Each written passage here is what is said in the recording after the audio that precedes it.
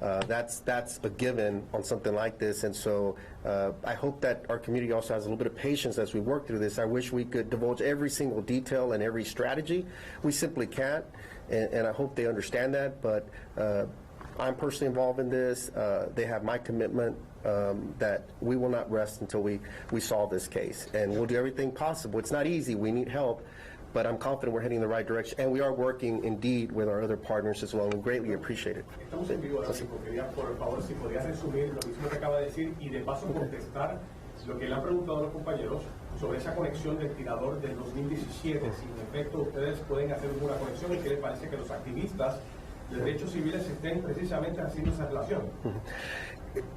I'll say it briefly in Spanish. Estamos aquí para dar un poco de información sobre el caso de Jazmine Barnes, la niña de 17 años que trágicamente fue asesinada el domingo por la mañana. En este momento no tenemos algo nuevo para anunciar, solamente estamos aquí para contestar un poco de preguntas. Queremos decir que vamos a agregar más patrullas en esa área de la parte este para disminuir alguna de las preocupaciones que tiene mucho el público. Pero por el momento no tenemos nada fijo todavía que nos ha llevado a resolver este caso, sino estamos trabajándolo muy duro. Todo día y toda noche nuestros elementos están enfocados en este caso, es una prioridad para mí personalmente. También estamos trabajando con todos nuestros compañeros de otras agencias policíacas a nivel local, estatal y federal, y cualquier pista que están llamando lo vamos a tomar en serio y tratar de resolver. Yo sé que hubo un incidente en el 2017 que algunos están diciendo que tal vez puede ser relacionado. Mi única cosa es que eso pasó hace como 6 millas de donde pasó este incidente. La persona sí llegaron a ese punto, pero no hemos visto todavía ver una conexión directa entre ese incidente y pero vamos a estudiar a todos para ver si resulta algo más. No vamos a dejar ninguna pista de que sea perdida, y a los activistas le estamos diciendo, mira, entendemos su angustia, estamos trabajando muy fuerte para resolver este caso, yo personalmente y todos mis elementos, y vamos a hacer todo lo posible para resolver esto. Pero el ángulo de ser un crimen de odio, ¿está descartado? No está descartado. Si puede ser un crimen de odio, mira, nosotros entendemos que la polémica que está pasando en muchas partes, y sí ha habido un incremento a través del país donde hay violencia contra personas por su color de su piel o su raza y todo eso. No podemos confirmar eso ni decir que no fue eso. Entonces nuestro enfoque es encontrar la troca y encontrar responsable para que no lo vuelva a repetir. Sheriff, you mentioned your other partners. We understand you're also working with the ATF to analyze the ballistics that were the caliber of weapon. Why bring in and why cooperate with the feds at this point? The ATF is a regular partner of ours, and with firearms evidence in particular, that's their expertise, and they have, all the capabilities to be able to be a force multiplier and a regular partner on all types of crimes like this when there's firearms evidence involved. So we're working with them on that, and so we appreciate their assistance. And back to the question earlier, we are working indeed with federal partners, including DPS and others as well on this case. We've talked a lot about the details of the case, what you do know, what you can't rule out. We're looking here behind your shoulder at a 7-year-old girl who's no longer with us. Can you tell us, and you've met with the family, can you tell us any stories that they've shared with you anymore that would help us know who she was in her short life? Yeah, I commented the other day about just a beautiful smile, and each picture that we posted, she was smiling. Just a wonderful young angel, with a full life ahead of her, and it's our understanding that she wanted to be a teacher. Unfortunately, that will be unfulfilled. And as I mentioned earlier, in an earlier interview, what a shame. We could have seen our first female president, former future superintendent, a great educator, or simply a mom, or who knows. And that's been stripped away, and we take that very personally. But our focus remains on getting the job done, and we share in our community's grief and in the family's grief. And it's just a tragedy. Anytime any child is lost, it's just unacceptable. And here in our region this past year, there were a number of juveniles and children that were injured or lost their life, and that's just too tragic. Any loss of life is difficult, but this one in particular, the time of year is difficult, and we're not going to stop until we solve this case. And so again, I ask the public just to remain steadfast in their support and commitment of us. We'll do everything possible. I guarantee if we get to the point where simply there's not anything else we could do, we'll be honest with the public and say we still need more help. But we're going to keep calling through all the different tips and information. And my hope and my confidence, I have full confidence in my Harris County Sheriff's Office team, my investigators, and we're gonna work diligently. And I'm personally involved in this case to make sure that we get it solved as soon as possible. Can we stay on the people and the patients? Because community activists they've got a rally planned for Saturday, Justice for Jazmine. They want to take a composite sketch if it's released and go door to door, car to car. Do you need this kind of help? Does something like this help or hurt, or it's kind of? Well, it's absolutely helpful. We want the community support.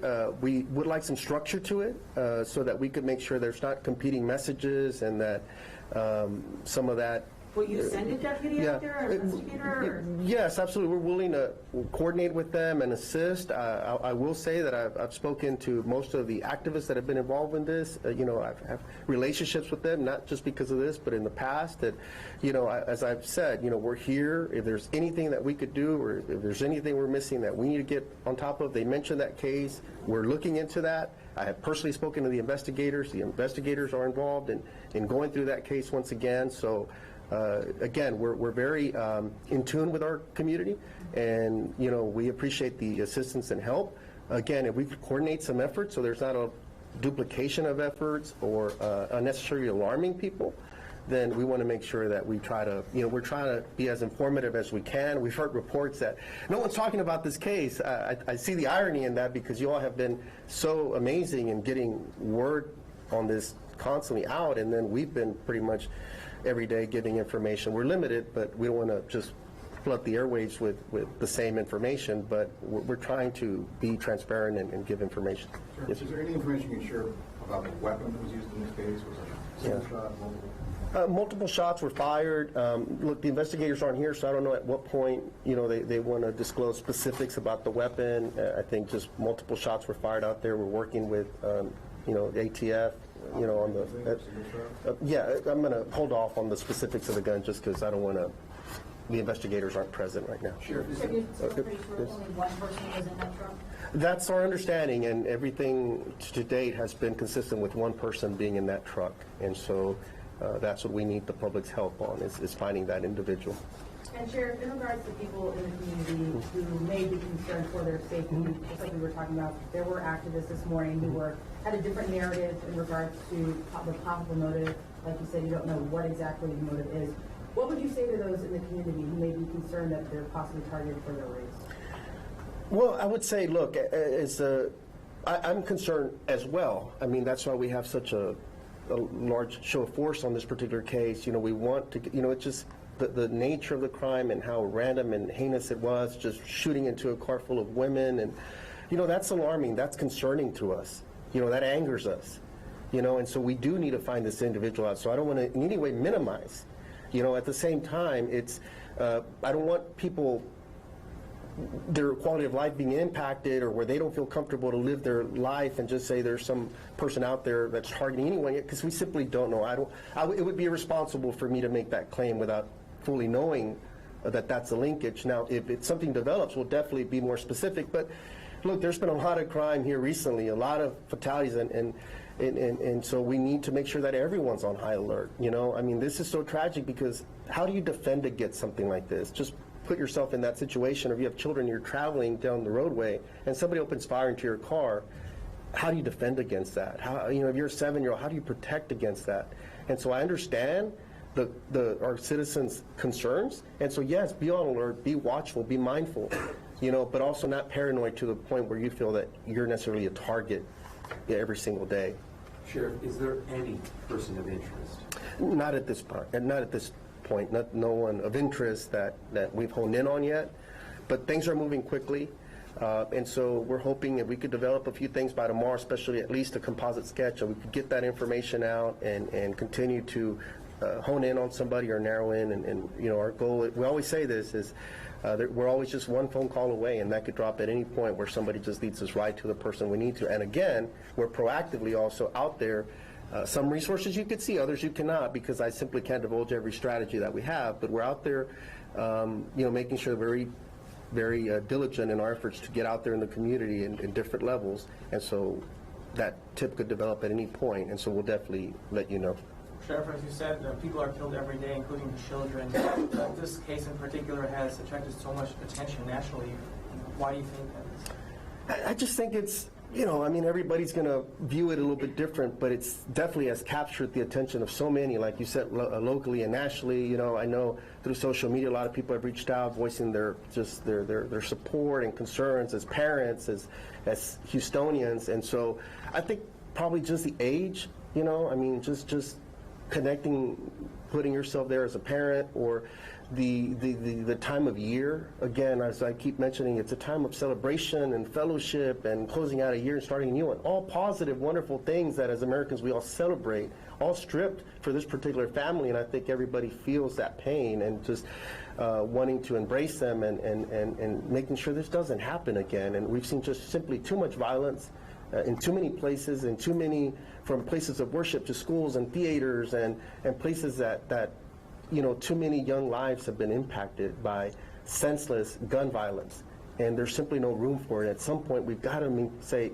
enough is enough, and here a beautiful 7-year-old Jazz has been taken away from us, and again, the fulfillment of her life and her dreams. And I just think that all of it in the totality appeals to people at different levels, and so we're not going to rest until we find justice for Jazmine. That's the least we could do.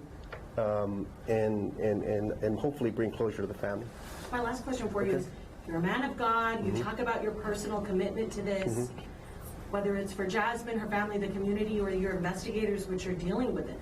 Every day, what are you praying? What does that sound like? Just for serenity to deal through a lot of the death and devastation that we see. I worry for my frontline deputies that are out there. I mean, we were at the tragic fatality scene yesterday where Sylvia, 45-year-old innocent just driver, killed. The 11-year-old recently, same part of town, east part of Harris County, father's driving and she loses her life, suspected DWI. But for us to have that serenity, that professionalism to just serve our community to the best of our ability. At the end of the day, we're residents like everybody else. We're parents. We care about we suit up every day to protect our community. So we feel that sense of responsibility of making sure that this doesn't happen to anyone else. And so we'll continue to be professional. I have full confidence in our team that's out there. I give credit to all our Harris County Sheriff's Office deputies, all law enforcement on the front lines, our dispatchers, and everybody that's working so diligently. And again, to all of you as our partners for getting the information out. And one last question. Homicide investigator, tell us what will you be told from the ballistics test once those are completed by ATF? We're trying to see if we could find any linkages, as we've talked to other cases as well. That's one investigative tool that we'll look, as well as just researching databases as well. So sometimes we could find connections to other cases that evidence will lead us to, in this case ballistics evidence. And so if we get that, that'll be an important clue for us to say that perhaps this has happened elsewhere. And then we could kind of start getting more information from what is gleaned from the other scenes perhaps, but we simply haven't made those connections yet. So, there's a number of investigative strategies that we use, and they're all being deployed at this time, and we look forward to having a composite sketch hopefully soon, most likely by tomorrow, and so we'll get that out. And for now, I think we'll probably plan on meeting at least once a day just to answer a lot of the questions, and then, hopefully have a conclusion here soon. One last question. The woman described the shooter. Did she describe his demeanor at all? Was it calm? Was it angry? Any discussion about what he looked like as it carried it out? The team has been the one that kind of have interviewed him, so I just go basically from the anecdotal information that I've received, but just that just no words were exchanged or anything like that I've heard. So, I mean, it's just a brazen kind of just shooting, just so heinous, shooting into a car full of anyone, in this case, young children, and there were multiple minors in there. It's amazing that there wasn't more loss of life there that morning in that vehicle. So, okay, well, thank you all, and we'll provide you with any updates. Okay? All right, Thank you. Yes. Hopefully. Earlier, something As soon as needs you to have get it, out. you'll- As soon as we have them, we can do it.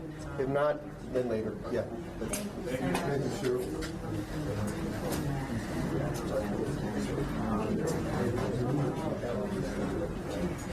Okay.